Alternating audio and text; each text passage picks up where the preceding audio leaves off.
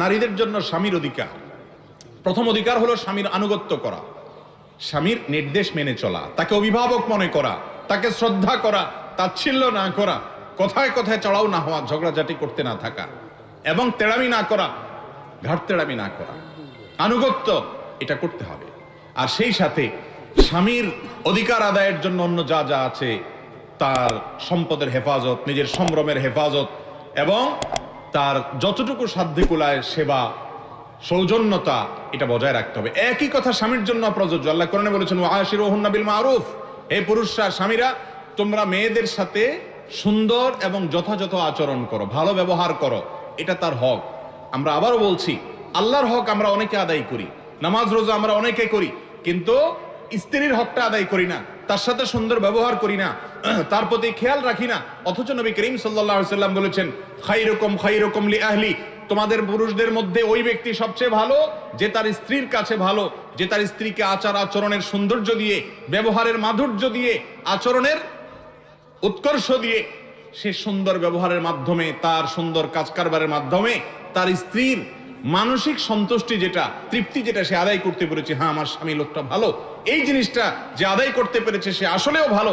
নবী সাল্লাল্লাহু আলাইহি ওয়াসাল্লাম বলেছেন, আর আমি হলাম তোমাদের মধ্যে পরিবারের কাছে সবচাইতে ভালো মানুষ। আমার পরিবার, আমার স্ত্রীরা আমাকে সবচাইতে ভালো হিসেবে স্বীকৃতি দেয় মন থেকে। এই জায়গাটা একজন মুসলমান পুরুষকে যেতে হবে। আর এটা হবে তখনই সম্ভব যখন তাদের সাথে আপনি কথায় কথায় গালিগালাজ করবেন না, কথায় কথায় দুর্ব্যবহার করবেন না, কোথাও কোথাও চড়াও হবেন না, ছোট লোকের মতো কথা বলবেন না, তুচ্ছ বিষয়ে তাকে ছোট করবেন না, তার ভুল ভ্রান্তিকে মাফ করার মতো মানসিকতা আপনার মধ্যে থাকতে হবে আপনি একজন স্বামী হিসেবে। আয়েশা রাদিয়াল্লাহু তাআলা আনহা বয়সে কম ছিল, আটার খামিরা বানিয়ে অনেক সময় রেখে দিতেন, সেগুলো এসে আপনার ছাগলের বাচ্চা এসে, অথবা দাওয়াজেন টাইপ যেগুলো, সেগুলো এসে অনেক সময় খেয়ে ফেলতো। এরকম আরো বয়স কম হওয়ার কারণে অনেক জিনিস খেয়াল করতে পারতেন না। নবী করিম সাল্লাল্লাহু আলাইহি সাল্লাম কখনো দুর্ব্যবহার, কত দূরের কথা, কখনো এটাকে শাসনের নাম দিয়ে তার সাথে শক্ত এবং রূঢ় আচরণ করেছেন, এরকম কোনো হাদিস পাওয়া যায় না। অতএব স্বামীদেরও কর্তব্য হলো স্ত্রীদের সাথে সর্বোচ্চ সুন্দর ব্যবহার করা। এই ক্ষেত্রে আমাদের দৈন্যতা আছে। বাহিরে মানুষের সাথে খুব ভালো, অচেনা মহিলার সাথে কথা বলতে খুব ভদ্র সাজেন, কিন্তু বাসায় বউয়ের সাথে ছেঁচড়ার মতো আচরণ করেন। ঠিক না ঠিক? কাস্টমার যদি মহিলা হয়, কি নরম নরম কথা তার সাথে বলেন, কি ভদ্র ভদ্র মানুষ সাজেন।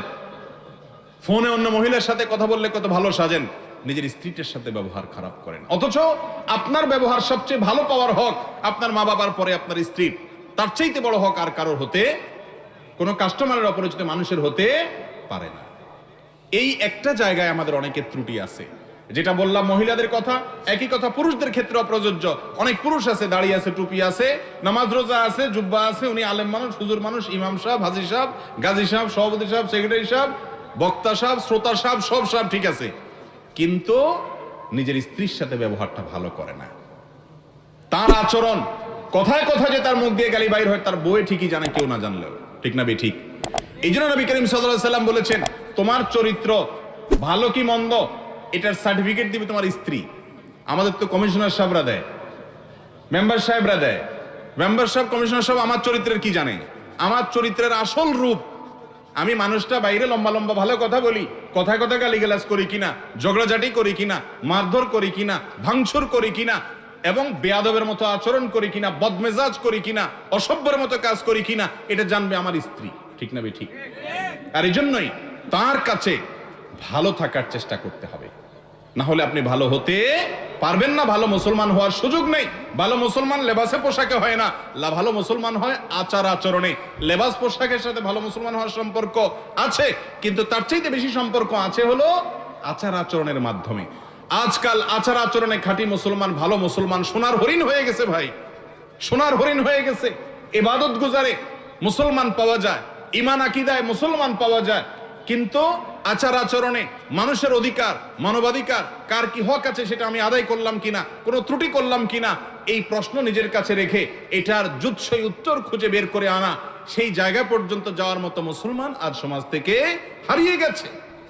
আল্লাহ তাআলা আপনাকে আমাকে মানুষের হক সম্পর্কে সচেতন মুসলমান হওয়ার তৌফিক দান করুন। চেষ্টা করব না ইনশাআল্লাহ। তাহলে 1 নম্বর মা বাবা, 2 নম্বর হলো স্বামী স্ত্রী পারস্পরিক, তাদের একে অন্যের হক আদায় করা। তিন নম্বর হলো নিজের ভাই বোন, এই ক্ষেত্রেও যথেষ্ট দৈন্যতা আছে। বন্ধু বান্ধবের সাথে যত সম্পর্ক নিবিড় ঘনিষ্ঠ, নিজের আপন ভাই বোনের সাথে সম্পর্কটা তত ভালো নাই, ঠিক না ভাই? শ্বশুর বাড়ির লোকদের বিশেষ করে শ্যালিকার সাথে সম্পর্ক যত ভালো, বোনের সাথে সম্পর্কটা এতটা। শ্বশুর বাড়ির লোক তাকে যতটা আদর করেন স্নেহ করেন, নিজের আপন ভাইটাকে সেরকম আদর, বন্ধু বান্ধবরে যতটা অগ্রাধিকার দেন, হাদিয়া তোফা দেন, চা পানি খাওয়ান, নিজের ভাইটার প্রতি ততটা খেয়াল করেন না, ঠিক না বে ঠিক? বিশেষ করে যখন বড় হয়ে যায়, যখন স্বার্থের আঘাত চলে আসে, যখন বিয়ে শাদী করে ফেলে, তখন ভাই ভাইকে চিনে না, ভাই বোনকে চিনে না। স্ত্রীকে ভালোবাসেন, মহব্বত করেন, সুন্দর আচরণ করেন, কিন্তু স্ত্রীর যদি কুবুদ্ধি দেয়, সেই কুবুদ্ধির কারণে আপনার বোনকে আপনার ভাইকে আপনি যদি পর করেন, আপনি একটা নির্বোধ, আপনি একটা বোকা মুসলমান, আপনি কখনো বিচক্ষণ মুসলমান হতে পারবেন না। স্ত্রীকে স্ত্রীর হক আদায় করতে হবে, ভাই বোনেরটা ঠিকই করতে হবে, একজনের কারণে আরেকজনের উপরে অবিচার করা যাবে না।